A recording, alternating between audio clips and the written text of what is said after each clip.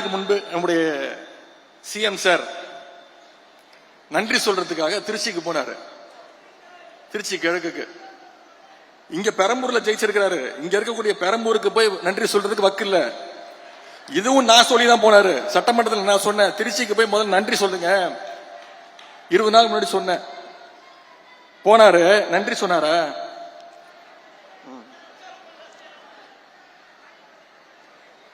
பொதுவா ஒரு முதலமைச்சர் ஆனதுக்கு பிறகு நம்முடைய தலைவர் இந்த 5 வருஷத்துல எந்த மாவட்டத்துக்கு போனாலும் அந்த மாவட்டத்துக்கு புது திட்டங்களை போய் அறிவிப்பாங்க. ஏதாவது ஒரு திட்டத்தை அறிவிச்சாரா? திருச்சிக்கு போனாரு, ஏதாவது திட்டத்தை அறிவிச்சாரா? ஒரு திட்டமும் கிடையாது. திருச்சி கிழக்குல இன்னும் 6 மாசத்துல இடைத்தேர்தல் வரப்போகுது. அதுக்கான பிரச்சாரத்துக்காக போயிட்டு அவர் எப்ப வாயை திறந்தாலும் அவர் வாயிலிருந்து வர வார்த்தை ஒன்னே ஒண்ணுதான், எல்லாத்துக்கும் காரணம் திமுக தான். திருச்சியில் அவர் பேசின பேச்சை கேட்டு இன்னைக்கு தமிழ்நாட்டு மக்கள் தலையில அடிச்சுக்கிறாங்க. இவரெல்லாம் ஒரு முதலமைச்சரா தேர்ந்தெடுக்குமே இன்னைக்கு தலையில அடிச்சுக்க ஆரம்பிச்சுட்டாங்க. சொல்றாரு, அதுல கோபம் வருது அவருக்கு. கவர்ச்சியால தான் ஆட்சிக்கு வந்தீங்கன்னு என்ன பார்த்து சொல்றாங்க அப்படின்னு முதலமைச்சருக்கு, சிஎம் சாருக்கு கோபம் வருது. சரி, கவர்ச்சியில் ஜெயிக்காம நீங்க எதை வச்சு ஜெயிச்சீங்க சொல்லுங்க பாப்போம். ஏதாவது ஒரு 2 காரணம் சொல்லுங்க பாப்போம்.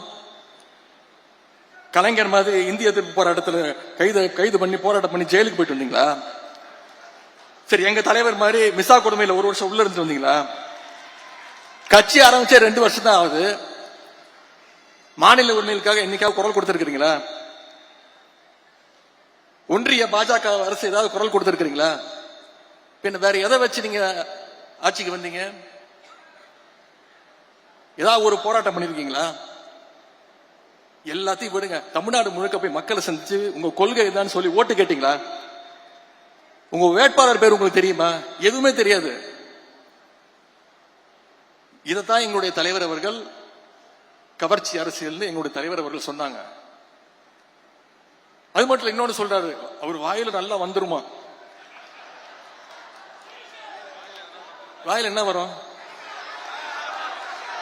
தமிழ்நாட்டு மக்கள் வாயில நிறைய வரும். தமிழ்நாட்டு மக்கள் காத்துக்கிட்டு இருக்காங்க, இந்த முதலமைச்சர் வாயில ஏதாவது ஒரு நல்ல வார்த்தை வருமா அப்படின்னு, ஏதாவது ஒரு திட்டங்கள் வருமான்னு இன்னைக்கு காத்துக்கிட்டு இருக்காங்க. இது வரைக்கும் உருப்படியா ஒன்னும் வரல. எந்த பிரச்சனையை கேட்டாலும் திமுக வெர்சஸ் தாவேகா, எதை பத்தி கேட்டாலும் திமுக செய்கின்ற சதி. இப்படிப்பட்ட ஒரு முதலமைச்சரை இன்னைக்கு தமிழ்நாட்டு மக்கள் தேர்ந்தெடுத்துட்டாங்க. அந்த முடிவை நம்ம ஏத்துக்கிட்டு தான் ஆகணும். அது மட்டும் இல்ல, தூரசக்தி, ஓரசக்தி, பாரசக்தின்னு நம்முடைய திரைப்பட இயக்குனர் திரு டி ராஜேந்தர் மாதிரி ரைமிங்கா டயலாக் பேசுறாரு. திமுகவுக்கு வயசு 75, பவள விழா ஆண்டு தாண்டி போயிட்டு இருக்கிறோம். திமுக நாங்க பார்க்காத வெற்றியும் கிடையாது, நாங்க பார்க்காத தோல்வியும் கிடையாது. எவ்வளவு பெரிய தோல்வியா இருந்தாலும் மீண்டும் எந்திரிச்சு வருவோம். எங்க தலைவர் எங்களை அப்படிதான் ட்ரெயின் பண்ணிருக்கிறாரு. ஆனா எந்த காலத்திலையும் திமுக மக்களை விட்டு தூரமா நின்னதே கிடையாது. பிளே ஸ்டோர் மற்றும் ஆப் ஸ்டோரில் இருந்து பாலிமர் செயலியை QR கோடு மூலம் பதிவிறக்கம் செய்யுங்கள். செய்திகளை உடனுக்குடன் பெறுங்கள்.